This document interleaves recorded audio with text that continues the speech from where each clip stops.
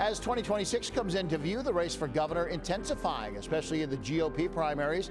How a new name entering the race will affect chances for frontrunner Elise Stefanik. Hello and welcome to Empire State Weekly. I'm John Gray. And I'm Jamie DeLine. The race for the governor's mansion is heating up this past week as a challenger to North Country Congresswoman Elise Stefanik has entered the race. Nassau County Executive Bruce Blakeman officially jumping in the race, challenging Stefanik for that GOP gubernatorial primary. His entry has already faced steep concern from state Republicans who have mostly been behind Stefanik, including the state GOP chair, Ed Cox.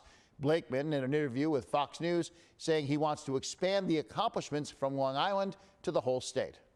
I made Nassau County the safest county in America. We're one of the most prosperous counties in America. I cut taxes. I haven't raised taxes a penny in 4 years. I'm running for office to make people more prosperous, to make them safer, and to make New Yorkers happy again. For more now on the governor's race and what the primary election may shake out to be, we're joined by political expert and Morgan Hook, a partner at Blue Jacket Strategies. Thanks for coming in. Thank you for having me. The dark jacket, not the blue jacket, but that's okay. So am I. So suddenly it looked like Elise Stefanik was just going to have a layup, a slam dunk, however, whatever metaphor you want to use, but now it's getting a little more interesting. Yeah, we have another candidate jumping into the race on the Republican side, and you know, I would say Mike Lawler, there's still time if you want to get back in this race. Like, you have a chance. But you know, look. This is something I will say, I try to come on here and I try to give you my expert opinion. I'm going to give you my personal opinion here for a minute. And that is that Donald Trump has no loyalty to anybody. Right. And so if Elise Stefanik thought that he was going to help clear the field, clearly he didn't. No. Her loyalty to him did not get paid back in full. Apparently, according to reporting that we saw, Blakeman did have a conversation with the president. The president kind of, I guess, encouraged him not to run, but didn't tell him not to. But neither here nor there at this point. We've got two Republicans in the race, and I do think it's a real race. I know that Republicans, a lot of the Republican institutions have been lining up behind Elise Stefanik.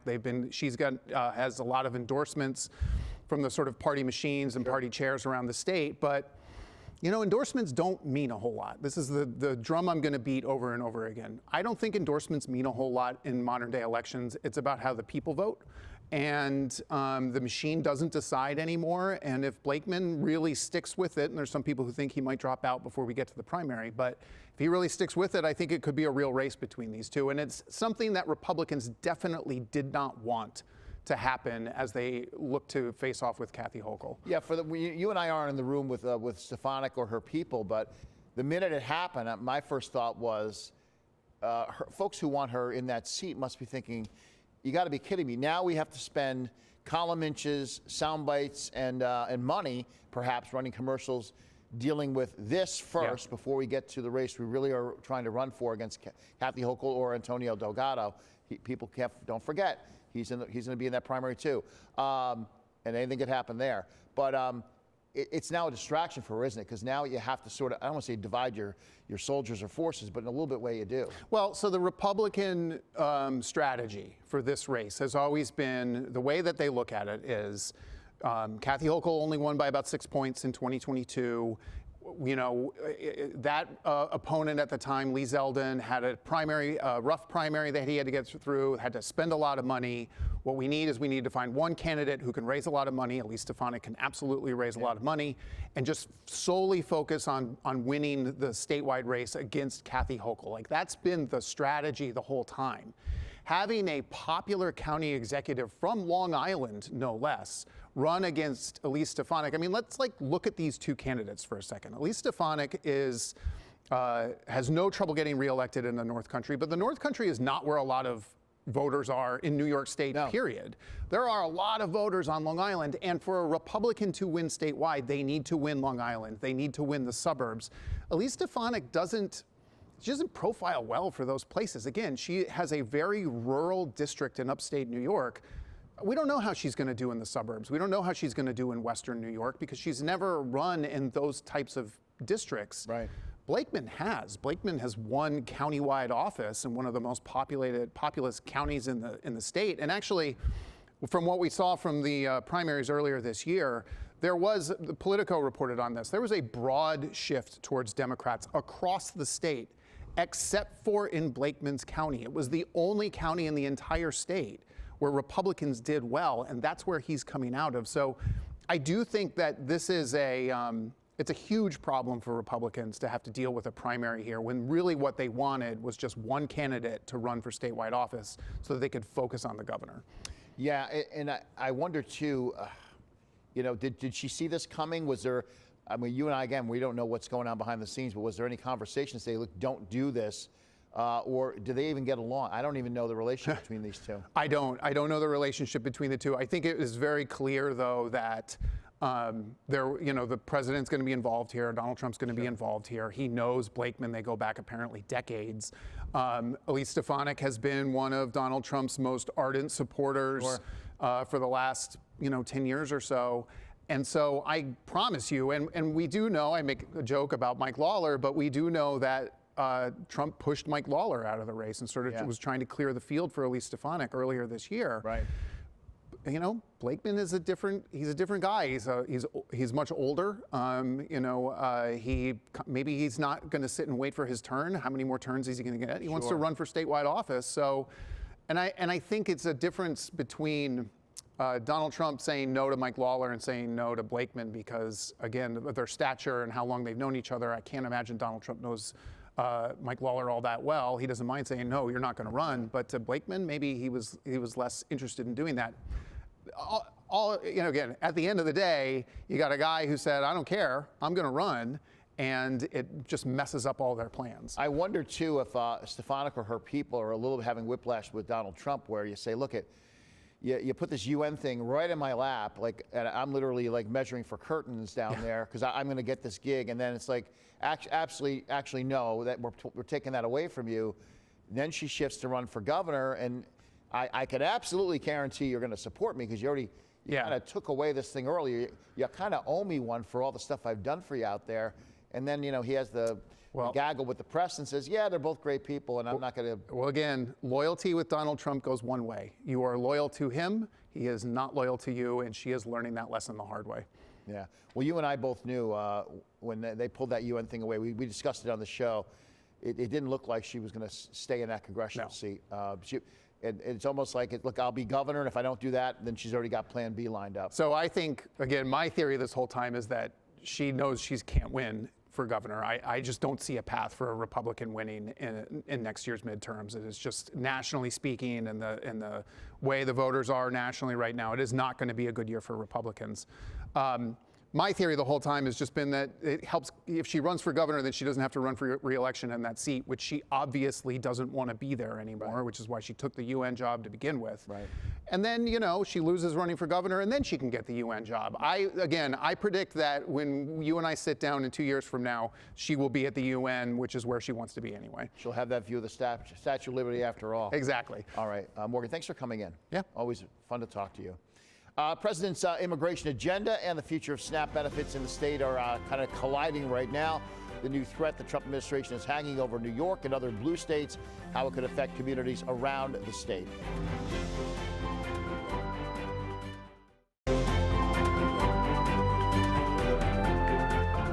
Welcome back to Empire State Weekly. SNAP benefits have been fully restored to states for over a month now, ever since the longest shutdown in American history came to a close. Now, a new threat from the Trump administration may have SNAP benefits cut off yet again, but for only Democratic-run states like New York. The Trump administration said earlier this month they were moving to withhold SNAP funding from blue states who don't hand over data of recipients' names and immigration statuses. Agriculture Secretary Brooke Rowland said this measure is to root out fraud.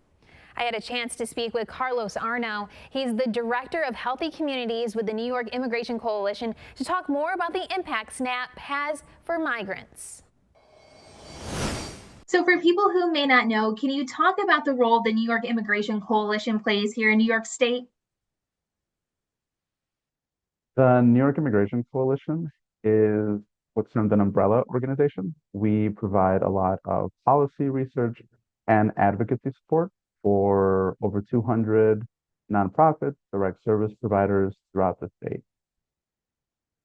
Now, I know one of the biggest stories that we've been following over the past few months has been the SNAP program and the delay in funding. Can you talk about that a little bit, give our viewers a little bit of a refresher and how this impacts people here in New York State, especially those who are immigrants? You know, the SNAP program provides so much support for a lot of our communities. It allows people to access benefits that will get them access to healthy food options. It also really supports a lot of our families who oftentimes have to choose between, you know, will the work that I do, will the money that I have go towards food, or will it go towards utilities? Will it go towards other basic needs? So the SNAP program is incredibly important for a lot of the folks that we work with and a lot of the folks in the entire state. Now, back in November, there was a delay in funding. Has that gotten better in the recent weeks? You know what? Thank you for bringing that up. Yes. The delays that happened and they affected a lot of our community. Thankfully, the state was able to get money out the door, and was able to get that into the hands of a lot of our communities. You know, the state also was able to really fast track some money that it had for food pantries. So in combination, while they were waiting for the funds to come through, the state was doing a lot of good work on getting food into, you know, the hands of people that really needed it. And yes, now that the funds are flowing, like, we see that that's been improving and helping folks out. And can you talk about immigration here in New York State? What have you guys been seeing in recent weeks? That is a very complicated question, right? We've seen a lot of crackdown on eligibility issues for a lot of public benefits. You know, changes from the HR1, the reconciliation bill is affecting eligibility. A lot of it is impacting who may be able to access certain benefits. There was an announcement a few weeks ago on a change to the public charge rule that, you know, when that gets finalized, we'll see what new guidelines come through. There's a lot of uncertainty, and a lot of that uncertainty really erodes trust in being able to navigate benefits that individuals are eligible for. And so we're doing our best to make sure that we provide the right information that folks need and get them to the benefits and get them connected to folks that can get them to the benefits that they're eligible for and that they deserve. What would you say the coalition will primarily be focusing on when it comes to the new year? I think right now, you know, we're very excited for the new mayor, and, you know, we'll be working and supporting and advocating for our community with respect to his administration. We're also looking forward to working on public charge and getting new education out to make sure that our communities are aware of what the new guidelines around public charge are. And, you know, I'm only representing the health portion of our team, but we are working on other aspects around housing and enforcement and other immigration type of related work. Is there any message that you would like New Yorkers to know when it comes to immigration or SNAP or any health policy that the coalition is working on? You know, I think one of the things that we want to advocate is the idea that New York City is for everyone. It's built on the backs of so many different people. And one of the things that we want folks to take away is that the coalition is, you know, going to continue working to make sure that programs that exist, that the programs that should exist are accessible for as many, if not all, people that are living in the city, living in the state. Well, thank you so much. Always great to have you on. Thank you. Thank you so much. You have a good one. It's been over a month now since Zohran Mamdani has been elected to be the next mayor of New York, and much has happened in that time. When we come back, we'll be talking with our correspondent Henry Rossoff on how the end of the year has been for the burgeoning Mamdani administration and what 2026 might hold.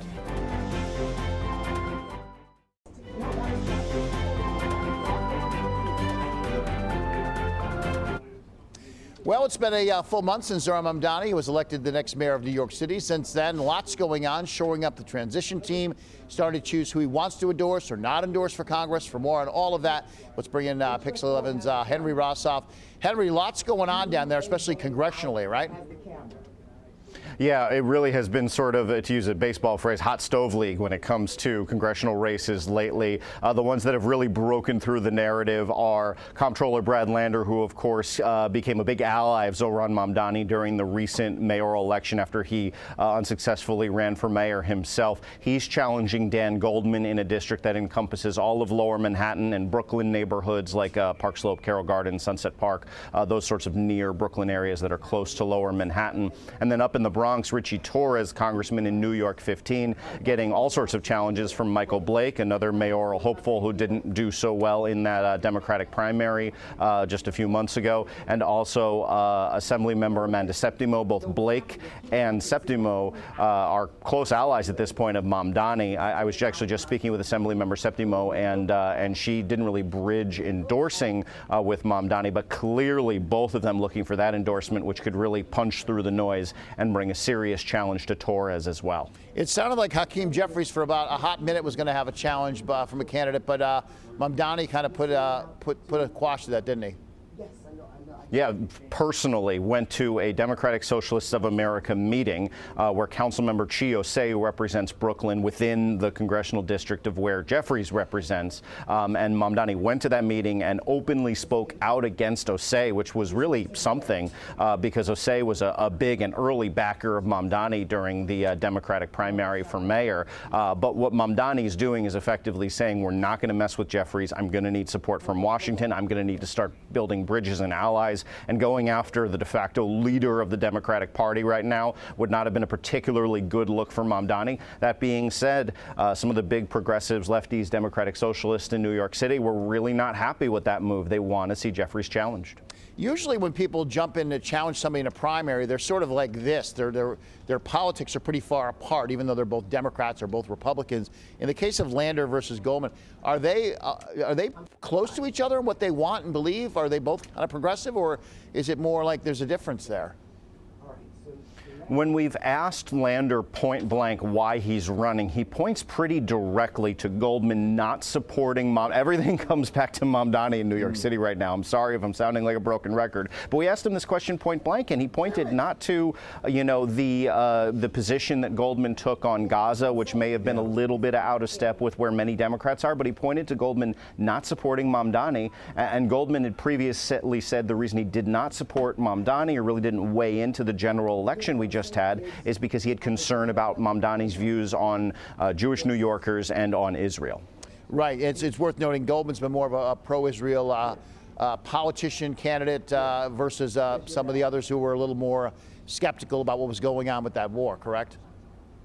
Yes, I mean, and both candidates now, both major candidates in that race, both Lander, who has Mamdani's backing, and Goldman, who has a lot of establishment backing, are Jewish, and there's a pretty large Jewish population, including Hasidic Jews, in that district, particularly the southern end of that district. So issues relating to Israel and Jewish New Yorkers certainly going to be one of the prominent topics that come up in this race. In addition to immigration, remember, immigration court in Lower Manhattan, where a lot of the ICE arrests have been happening within this district. Right. We only got a minute or so left, but this is me looking from afar in Albany down to New York City, looking at Mamdani so far. He's not in office yet, but it's sounding the tone of him a little bit with a lot of the things he promised, where the reality's hitting him of you got to pay for some of this stuff, just freezing rent or free daycare or whatever the issue may be that people really were rah-rah. I love this idea. Now that he's going to be putting his team together to do these things, is it my imagination, or is he realizing that you do need outside help from the feds or from Albany and money to make these things happen? I feel like he's always said that, and in passing, because, right, you don't dwell on that as a candidate. You say, we're going to do this and this and this, and yes, I'll talk to the people who need to make it happen. And now he's speaking more loudly about, I'm talking to the people who need to make this happen. So it's really not that he wasn't saying this stuff before. He's saying it more loudly now. Perhaps I would say to apply pressure on those people, the governor, the legislator in Albany, especially as we approach budget season in the spring, to help him deliver. We'll also see city budget season, and we're expecting the city budget to go up a few $1 billion to help pay for some of these initiatives. Right. Well, all those lawmakers will be coming up the thruway in a couple weeks here as we get to January. Henry Rossoff, thanks for coming on. If we don't see you, have happy holidays as well. Yeah, happy holidays. All right. Stick around. Back with a look at the week ahead in just a bit. By the way, as we head off to break, if you have a comment or a story idea, please tell us about it. You can email us at news@news10.com. We are also on X, which a few of us in this country still call Twitter, at WTEN.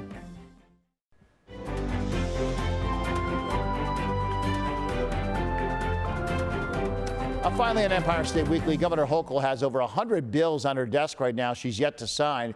The bills range from creating a new government office to regulating artificial intelligence to new environmental regulation. Some of the major bills to watch out for are the omnibus bill, increasing oversight on the state's prison system in the wake of the death of Robert Brooks over a year ago. There's also the RAISE Act, which regulates the development of AI models and push safety precautions. Then there's that controversial Medical Aid in Dying Act, which would allow certain terminally ill New Yorkers to end their own lives with the assistance of a doctor. The governor has said in the past that she's taking in multiple opinions as she looks over that bill. We'll make sure to keep an eye on any of this legislation as it gets signed and bring you, of course, the latest analysis. For now, from all of us here at Empire State Weekly, I'm John Gray. And I'm Jamie DeLine. We'll see you next week. Don't forget, you can watch this show wherever you are in New York State. Here's the full schedule of Empire State Weekly on 10 TV stations across the great state of New York.